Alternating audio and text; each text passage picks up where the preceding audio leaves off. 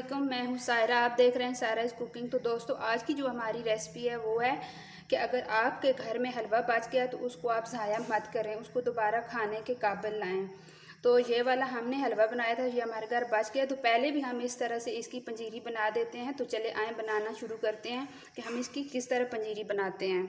हमने एक पैन ले लिया और फ्लेम को हमने ऑन कर दिया और पैन में हम हलवा डाल देंगे। फ्लेम को हम लो रखेंगे और लो फ्लेम पे हम आस्ता आस्ता इसको पकाएंगे। और हमने हलवे को यहाँ तक पकाना है कि इसका कलर चेंज हो जाए।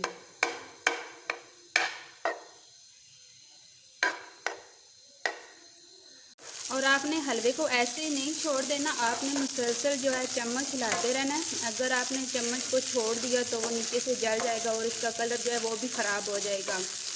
तो जितना आप इसको लो फ्लेम पे पकाएंगे इतने ये अच्छी इसकी पनीरी बनेगी और इसका कलर भी जो है वो अच्छा आएगा। तो दोस्तों, मैं आपको एक बात बताऊं, जब मैं इस तरह के काम करती हूं तो मुझे मेरा बचपन बहुत याद आता है। और हम जब छोटे होते थे हमारी अम्मी इस तरह के काम करती थी। अक्सर हम ईद पे यही हलवा बनाते हैं या फिर मखडी हलवा हम बनाते हैं। तो बाद में इसी तरह हम बच जाता है तो हम उसको ज़ाया नहीं करते। वैसे भी खाने वाली चीज़ को ज़ाया नहीं करते। तो इस तरह अम्मी जो है वो पनीरी बना देती थी और हम खा लेते थे। तो जब मैं अपने घर में इस तरह के काम करती हूँ तो मुझे मेरा बचपन बहुत याद आता है। यहाँ पे आप देख सकते हैं कि हलवे का कलर जो है वो कितना चेंज हो गया। जस्ट मैंने इसको 7 से 8 मिनट तक अभी पकाया लो फ्लेम पे।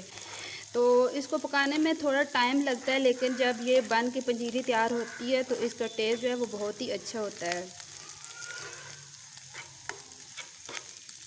तो अभी इसको हम और फ्राई करेंगे इसका कलर चेंज होने तक। तो दोस्तों, यहाँ पे जो हमारी पंजीरी है वो रेडी, आप देख सकते हैं कि इसका कलर कितना अच्छा आया है।